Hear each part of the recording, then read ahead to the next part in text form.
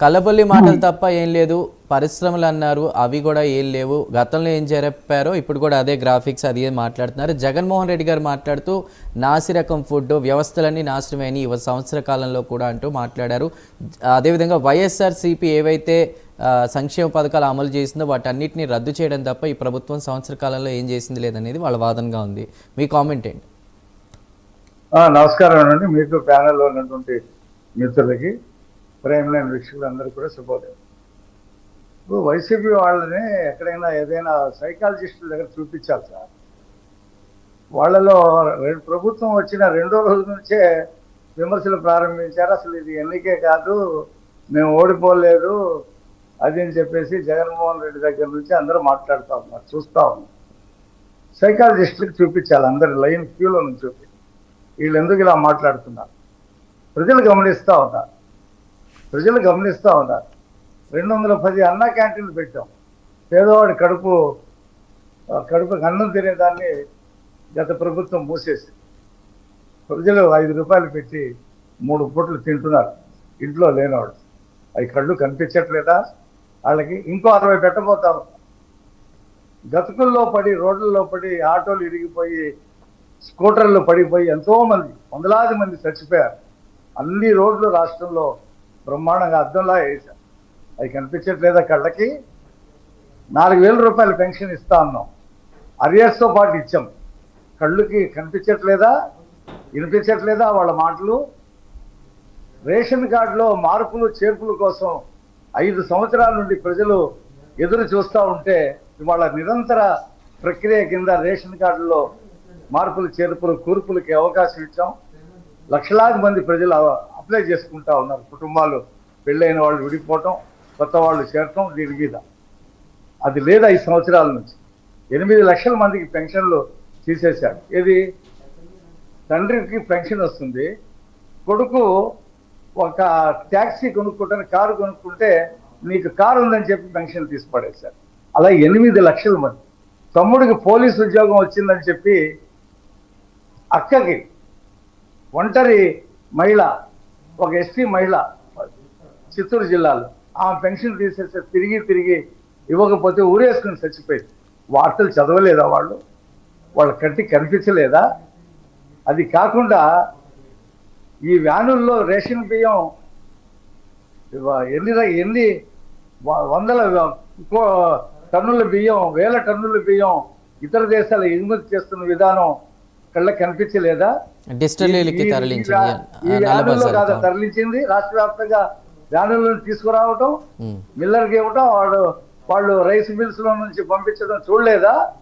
ఈ అవినీతి కోసం కాదా ఆ వ్యానులు పెట్టింది? 60 సంవత్సరాలు దాటిన వాళ్ళకి ఇప్పటికీ ఇంటికి తీసుకొచ్చి రేషన్ బియ్యం ఇస్తామని చెప్తా ఉన్నాం. అయితే నేను మొదట్లో ఒక క్వశ్చన్ వేసాను రఫీ గారు, మహానాడు హిట్టా ఫ్లాఫా? ఎందుకంటే జగన్మోహన్ రెడ్డికి సంబంధించి ప్రజలు విన్నారు కదా. రైట్. అంటే వాళ్ళు ఒకటే చెప్తున్నారు, సిద్ధం సభకు వచ్చిన 10% జనాభా కూడా మహానాడుకు రాలేదు. 5 లక్షలు అంటున్నారు, కనీసం అక్కడ 1,00,000 మంది కూడా లేదనేది వాళ్ళు చేస్తున్నటువంటి కామెంట్.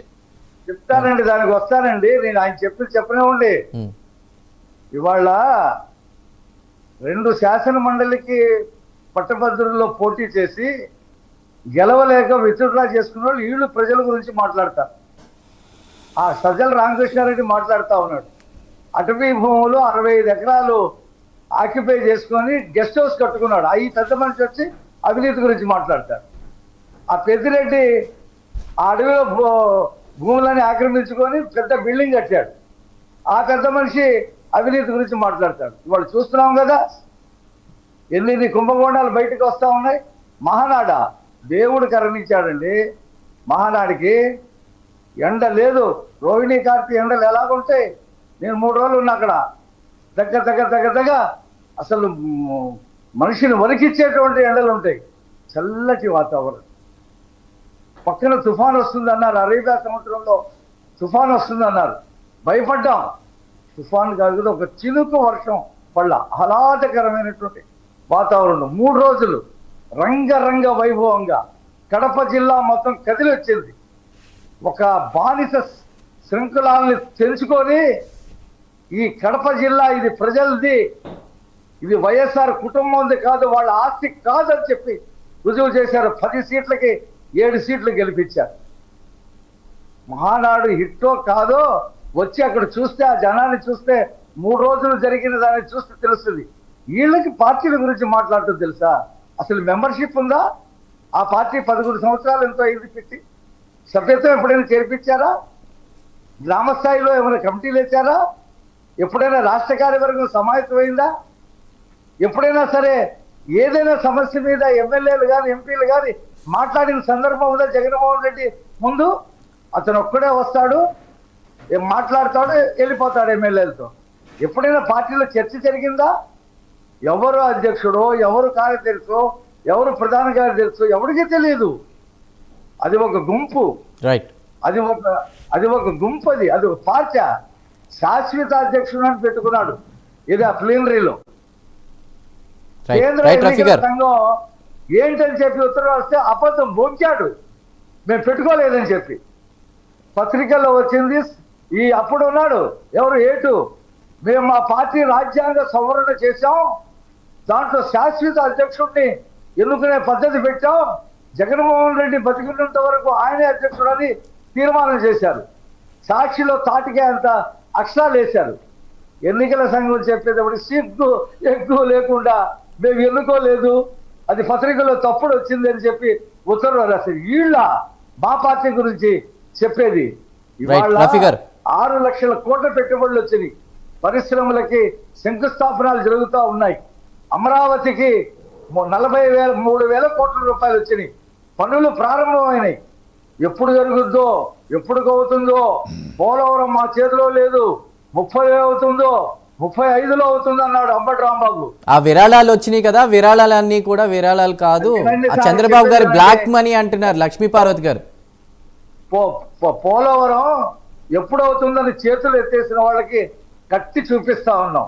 విరాళాలు ఇప్పుడు రావటం ఏంటండి? అది విరాళాలు కాదు, బ్లాక్ మనీ అంటున్నారు వైసీపీ నేతలు. విరాళాలు కాదు, అవి బ్లాక్ మనీ, చంద్రబాబు గారు బ్లాక్ మనీ అంటున్నారు. ఒంగోలు మహానాడులో కూడా విరాళాలు వచ్చినాయి 20 కోట్లు. 33 మహానాడులు పెట్టాం, 33 మహానాడులో కూడా విరాళాలు వస్తాయి. మా పార్టీ మీద అభిమానం ఉన్న వాళ్ళు విరాళాలు ఇస్తారు. ఇది కొత్తగా ఇచ్చింది కాదు, ఇది 33 మహానాడులు జరిపాం. అదే విరాళాల గురించి వీళ్ళు మాట్లాడతారా? వీళ్ళ మాట్లాడేది మద్యంలో దోపిడీ చేసి టన్నులు బంగారం కొని 100 ఎకరాలు కొని ప్రజలకి కల్తీ మద్యం ఇచ్చి 5 లక్షల మందిని బెడ్లకు పంపించి 30,000 40,000 మంది కిడ్నీలు పాడవడానికి కారకులయ్యి వీళ్ళు ఇతరుల గురించి మాట్లాడతారా? రైట్, రఫీ గారు మాట్లాడదాం. రమ్మనండి. రేపు లోకల్ బాడీ ఎలక్షన్ జరగబోతా ఉన్నాయి మార్చిలో.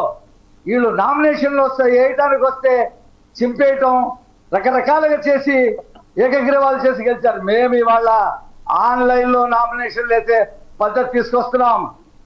ఎవరు వెళ్ళి ఊరేగింపులు చేయవలసిన అవసరం ఆన్లైన్లో వేస్తున్నాం. ఎన్క్లోజర్స్ పెట్టి రిసిప్ట్ వస్తుంది. బ్రహ్మాండమైనటువంటి మార్పులకి శ్రీకారం చుట్టాం. ఎన్నో మార్పులు చేస్తాం. ఇవాళ కేంద్ర ప్రభుత్వం నుంచి ఎన్నో పథకాలు వస్తా ఉన్నాయి. రఫీ గారు మాట్లాడదాం మళ్ళీ మీ దగ్గరకు వస్తాను. వివేక్ గారు ఉన్నారు. వివేక్ గారు గుడ్ మార్నింగ్. కబోదులకి రైట్, చెవులు లేని బదురులకి అర్థం కాదు. రైట్, వీళ్ళు మాట్లాడే మాటలు చూస్తుంటే వీళ్ళని ఏదైనా ఎర్రగడ్డ హాస్పిటల్ పంపించాలా?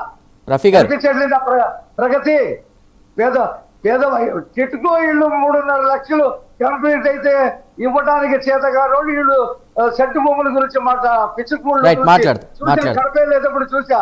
ఆ పిచ్చుకూళ్ళు ఎలా ఉన్నాయంటే మనుషులు ఉండడానికి పనిచేయవు. పెద్ద గొయ్యలు ఆ ఇళ్ళ దగ్గర కట్టియో 10-15 కట్టాడు.